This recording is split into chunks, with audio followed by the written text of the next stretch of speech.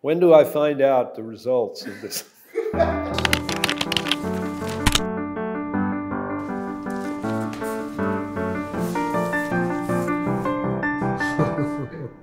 Tell me about your first job. I was maybe 13, 14 when I first started delivering newspapers, the Daily Oklahoman in the morning and the Oklahoma City Times in the afternoon. Did you get tired of doing it? Oh, yeah, I'd get tired. I developed a strong shoulder, and I always perched it on this shoulder, so I was not really thinking about building up muscles, but I guess it did after a while. And I didn't want to forget this side either.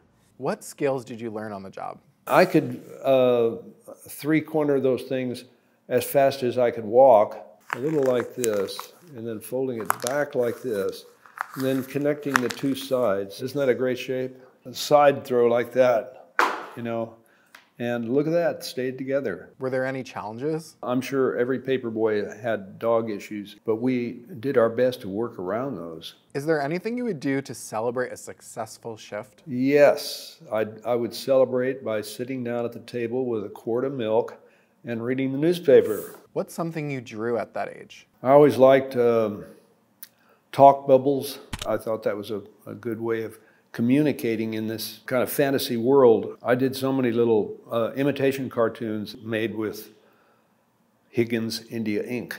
Spilled a bottle of it once and it hardened, and I'll never forget that. It's just a deep blackness that kind of got me into the world of art. Even abstract shapes would be interesting with it, and it also evaded the idea that you had to have color in making art. How did your time as a paperboy influence your art? I had this momentary dream, is the idea of going to each one of my homes that I delivered paper to and making a little replica of the house.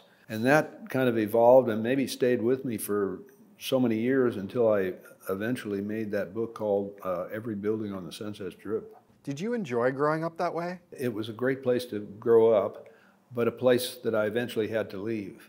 And why did you want to leave? I had traveled with my folks and we went to California once, and it was like the opposite of Oklahoma. And so getting to California was a symbolic thing that I felt I had to experience. When I finally went to art school, I couldn't get into art center school, so I chose second best. The second best was the finest thing that ever happened to me, because at Chouinard you could do anything. We were happy just to talk to each other through our work, and we would do, you know, make art for the sport of it.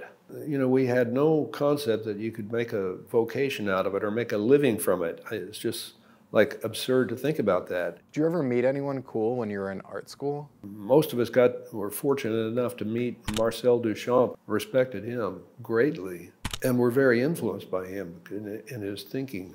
I remember him, the way he smoked a cigarette. This to me was like a European way of holding a cigarette.